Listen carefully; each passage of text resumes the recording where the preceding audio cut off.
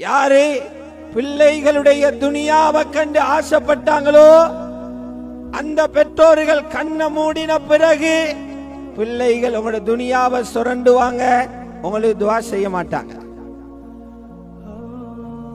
யாரு பிள்ளைகளுடைய தீனை கொண்டு திருப்தி அடைஞ்சாங்களோ சந்தோஷப்பட்டாங்களோ நீங்க மண்ணுக்கு மறைந்த பிறகு உங்களுக்கு துஆ செய்வாங்க, இஸ்திக்பார் செய்வாங்க. இதுதான் நடக்க போகுது. எனவேதான் ரசூலுல்லாஹ் சொன்னாங்க, ஒவ்வொரு பெண்ணும் எந்த நிலைமைக்கு வரணும் என்றா ஒவ்வொரு பெண்ணும் சாலிஹான பெண்ணாக வரணும் என்றா. அதனாலே தெரியும் இந்த மதுசாக்கு பேர் வச்சுக்கிறாங்க சாலிஹான பெண்கள் உற்பத்தியாகிற இடம் என்று. மன்பஉ சாலிஹாத், தண்ணி ஊற்றுவாரது போல சாலிஹான பெண்கள் ஊற்றெடுக்கிற இடம் என்று பேர் வச்சுக்கிறாங்க. சஹீஹ் முஸ்லிமுடைய ரிவாயத், ஹஜ்ரத் ரசூலுல்லாஹி ஸல்லல்லாஹு அலைஹி வஸல்லம் சொல்றாங்க, அத்துன்யா குல்லுஹா மதா, இந்த உலகத்தில் இருக்கிற எல்லாமே கொஞ்ச நாளைக்கு அனுபவிக்கிற சாமான்கள். எதுதான் நிரந்தரமா வரப்போகுது? எல்லாமே கொஞ்ச நாளை தான். அழகாக வாங்கினார் ஷர்ட் உண்டு, ஒரு மணித்தியால பார்த்து வாங்கினாரு, பிஞ்ச உடனே குப்பை தொட்டில தான்.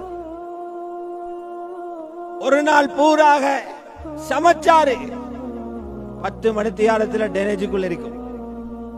எல்லாமே கொஞ்ச நாளே தான். ஸல்லல்லாஹு அலைஹி வஸல்லம் சொன்னாங்க, துனியாவோட எல்லாமே கொஞ்ச நாளைக்கு அனுபவிக்கிறவைகள்.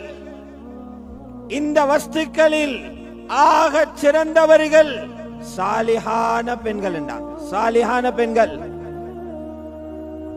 சாலிஹான பெண்கள் என்றா யாரு? மௌலவியாக்கள் என்று சொல்லல, ஹாஃபிலாக்கள் என்று சொல்லல.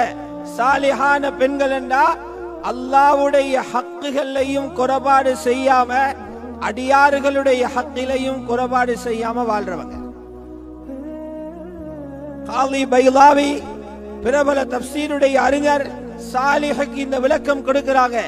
மன் அத்தா ஹக்கல்லாஹி வ ஹக்க இபாதிஹி, யார் அல்லாஹ்வுடைய ஹக்குகளை அதா செஞ்சு, வாப்பட ஹக்க அதா செய்றா, உம்மட ஹக்க அதா செய்றா, கணவனுடைய ஹக்க அதா செய்றா, தாத்தா தங்கச்சிமாருடைய ஹக்க அதா செய்றா, பக்கத்து வீட்டில் உள்ளவங்களோட ஹக்க அதா செய்றா, இப்படி அதா செய்து நல்லொரு பெண்ணாக வாழ்றாங்களே சாலிஹான பெண்கள்.